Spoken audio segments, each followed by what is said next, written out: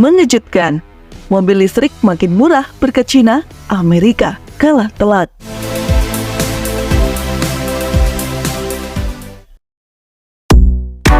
Perebutan pasar mobil listrik Cina makin ketat. Salah satu faktornya karena konsumen mencari sentuhan kemewahan teknologi yang belum pernah dilihat oleh pembeli mobil di pasar lain.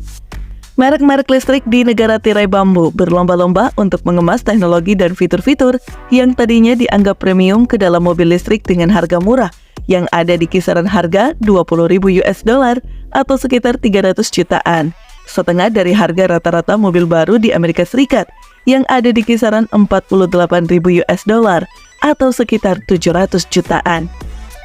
Hal ini mewakili tantangan yang semakin besar bagi merek asing di Cina, termasuk dari pabrikan Amerika Serikat seperti Tesla dan Volkswagen. Menurut para analis, keduanya memiliki kendaraan listrik terlaris di pasar terbesar global. Tahun lalu, BYD mengejutkan industri otomotif dunia dengan merilis Seagull EV yang kini dijual dengan harga di bawah $10.000 atau 150 jutaan saat pameran otomotif Shanghai. Seagull kini menjadi kendaraan listrik terlaris keempat di Cina.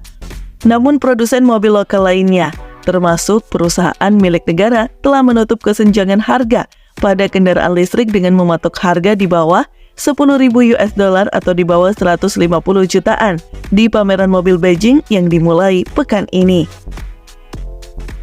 Pasar mobil di Cina juga dipenuhi dengan kendaraan listrik dan plug-in mulai dari harga $20.000 atau 300 jutaan yang masih menggunakan fitur dan teknologi interior yang dulunya mahal. Konsumen Cina, terutama generasi muda, menganggap kemewahan teknologi sebagai pertimbangan penting, dan produsen mobil Tiongkok memimpin dalam hal fitur-fitur tersebut. Hal ini, kata dia, sangat berbeda dengan banyak pasar barat lainnya, di mana pembeli mobil secara tradisional masih sangat mementingkan kualitas, keandalan, pengendaraan, dan sistem pengendalian.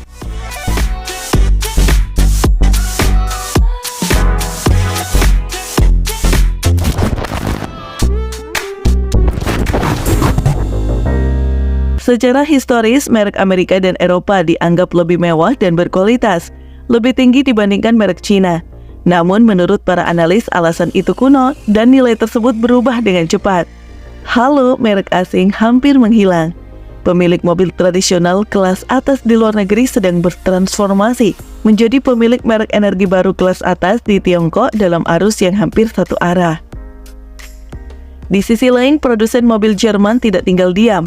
Seperti Volkswagen, merek asing terkemuka di Cina, berencana memberikan apa yang diinginkan konsumen yang paham teknologi di sana.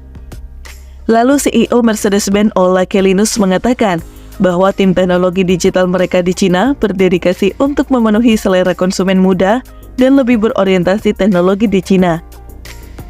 Di E-Class baru, Anda bisa bernyanyi karaoke. Mungkin Anda tidak memiliki fitur itu di Jerman, tapi di sini pelanggan menyukainya. Ia mengatakan mobil mereka memiliki kemampuan untuk menambahkan fitur-fitur baru melalui pembaruan software melalui udara.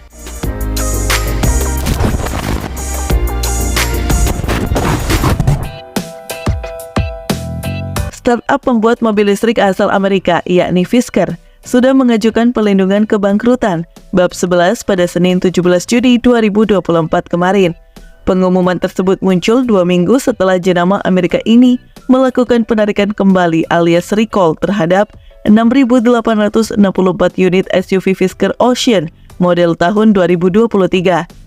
Dari informasi media Reuters, jenama rintisan mantan konsultan desain Tesla, Hendrik Fisker tersebut menyatakan pilot setelah berusaha menyelamatkan operasinya untuk meningkatkan produksi model Ocean.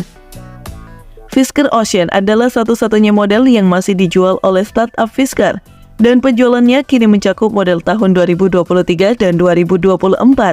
Padahal sebelumnya, modelnya mencakup Fisker Pearl, Alaska, dan Ronin.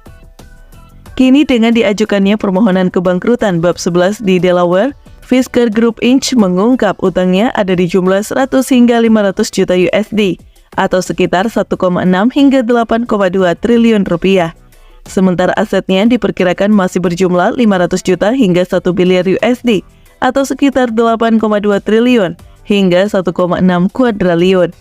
artinya utang perusahaan bisa mencapai setengah dari modalnya. Pengajuan perlindungan kebangkrutan bab 11 mengacu pada Undang-Undang Kepailitan Amerika Serikat yang memberikan perlindungan kepada perusahaan yang tidak mampu membayar utangnya. Dengan mengajukan perlindungan tersebut, produsen mobil listrik Fisker memanfaatkan sarana hukum untuk merancang kembali struktur keuangannya melalui negosiasi dengan kreditur untuk mengurangi utang, penjualan aset yang kurang strategis, atau perubahan dalam manajemen dan strategi bisnis guna meningkatkan kembali kinerja keuangannya.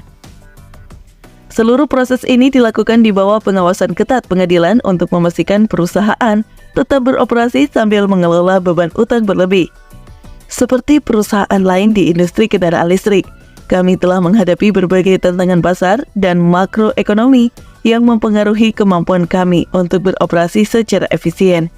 Setelah mengevaluasi semua opsi untuk bisnis kami memutuskan bahwa melanjutkan penjualan aset kami berdasarkan bab 11 adalah jalan yang paling layak bagi perusahaan.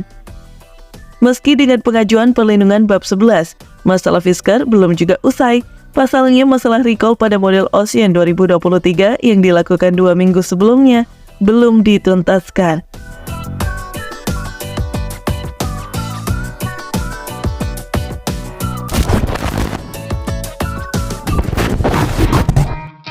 Dengan pernyataan pilot Fisker, startup ini akan secara bertahap mengurangi operasinya.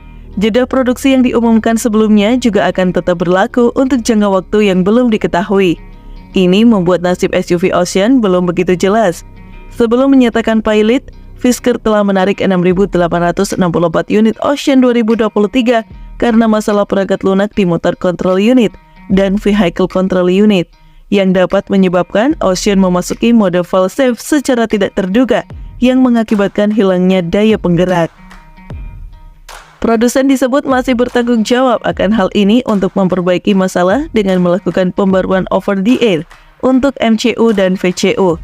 Mobil tersebut juga sedang menjalani penyelidikan peraturan untuk masalah pengereman, masalah perpindahan ke mode parkir dan mode lainnya, serta kegagalan pintu untuk dibuka pada waktu tertentu.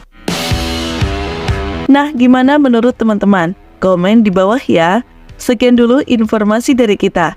Mimin pamit, see you on the next video.